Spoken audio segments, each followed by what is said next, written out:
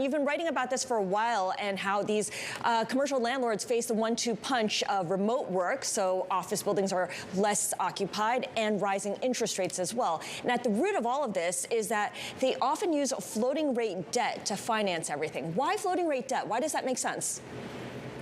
Well, if you have floating rate debt, it's usually a shorter term loan, and you can sell the building or prepay it. Often floating rate debt traditionally, until recently, has been lower cost, but as interest rates have gone up, these borrowers have had to pay a lot more.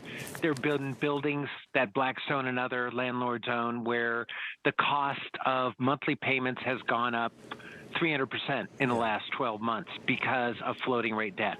I'm curious about the mechanism here of these default declarations, John. I don't think anyone is looking at Blackstone and thinking they don't have the cash to see this through. This is clearly a strategic decision that somebody in a boardroom is making. Why?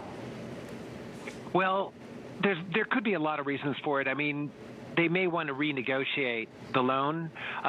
In the case of CMBS, commercial mortgage-backed securities, you basically have to go into default to renegotiate the loan. If you have a bank, you can call a guy on the phone and say, hey, let's talk about redoing this deal. But when you have a mortgage like this that's bundled into all kinds of bonds and you have multiple owners, you can have parties who veto any agreement. And it's just a much more cumbersome and sort of legalistic administrative negotiating process. Okay, thanks for explaining that. The thing, though, is that as more landlords default on specific loans, they actually regain some leverage in their negotiations. Is that right? So do they want this to happen to some extent?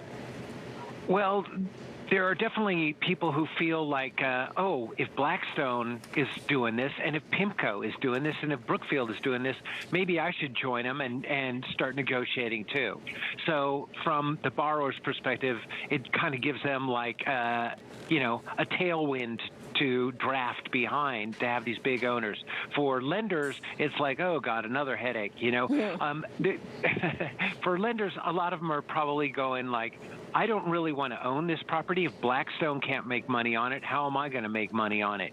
So basically, the bazaar is open for negotiations right now, and people, can talk. But there will be other parties who play hardball. There are also people with sort of predatory or loan-to-own positions out there who may see this as a way of acquiring properties at a discount, taking control, and, there will be losers as well as winners out there. I think the last time we spoke to you, John, we were talking about defaults, I think, in Los Angeles and maybe another one in New York.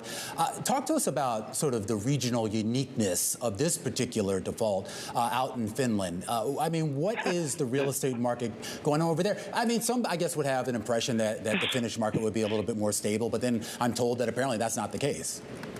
Well, this specific portfolio has a 45% vacancy rate. So I don't know what kind of buildings there are. And frankly, I haven't, Finland hasn't been high on my radar the way, say, San Francisco or Manhattan or even here in LA are, where, I mean, generally what I've heard is more people have been going into the offices in Europe because they live in smaller homes. And it's harder to work remotely than it is here in the U.S. So this is quite a surprise, frankly, to me. Yeah. Well, John, I mean, I think you need to go talk to your boss and have him get you on a fact-finding trip to Helsinki and a few other Nordic nations.